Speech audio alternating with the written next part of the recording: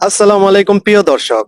তো আমি আপনাদের দেখালাম যে পিছনে যে আমরা টিকিট কাউন্টার থেকে টিকিট কিনছি, তো এটা কিন্তু আপনার যে মেন রাস্তাটা, এটা দিয়ে কিন্তু আমাদের ভিতরে যেতে হবে। এখানে কিন্তু আপনার বিভিন্ন ধরনের আপনার স্মৃতি এই লেবাননের আপনার আছে।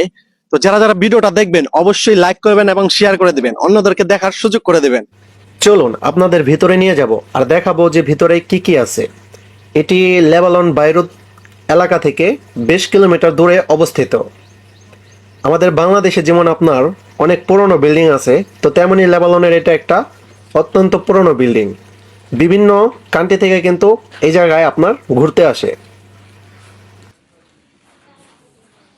আমাদের বাংলাদেশে যেমন আপনার যে রাজার বাড়িগুলো ছিল পুরনো, তো আমাদের লেবাননে কিন্তু সেই রকম আপনার যে বাড়িঘর, এটা কিন্তু আপনার অনেক পুরনো, প্রায় অনেক বছর আগে কিন্তু এগুলো মানে তৈরি করছে।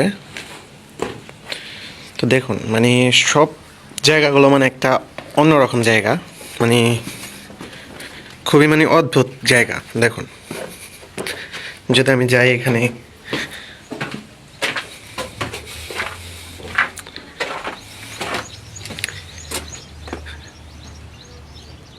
প্রিয় দর্শক, এই জায়গা জুড়ে নানান ধরনের আপনার স্মৃতিময় জায়গা আছে।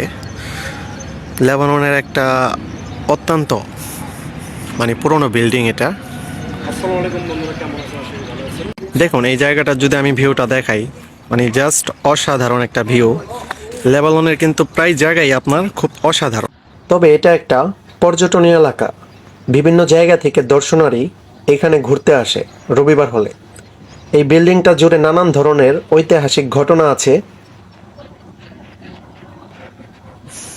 মানে এই জায়গাগুলো কিন্তু আপনার খুবই মানে অনেক পুরনো আপনার যে ঘরটা। আর গেটের মধ্যে কিন্তু তালা লাগিয়ে রাখছে, মানে এখন বর্তমানে আপনার নিষেধ। তো এটার ভিতরেও কিন্তু আপনার নানা ধরনের কিন্তু আপনার যে জিনিসপত্র কিন্তু এগুলোর মধ্যে আছে, মানে বিভিন্ন ধরনের। একটা জিনিস কিন্তু লক্ষ্য করলে দেখতে পারবেন যে একটা পাথরের কিন্তু আপনার বিশাল বড় বড় পাথর। এখন বর্তমানে কিন্তু এই পাথরগুলো কিন্তু আপনার সচরাচর পাওয়া যায় না, কারণ এটা অনেক বছর আগের পুরনো আপনার বিল্ডিং, ঠিক আছে। তো এখানে কিন্তু আপনার রবিবার হলে কিন্তু অনেক মানে দর্শনারী এখানে আসে।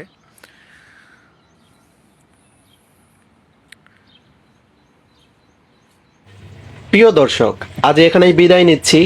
দেখা হবে নেক্সট ভিডিওতে। ততক্ষণ ভালো থাকবেন, সুস্থ থাকবেন। আর যারা আমার এখনো পেজটিতে ফলো করেননি অবশ্যই ফলো করে পাশে থাকবেন। খুদা হাফেজ।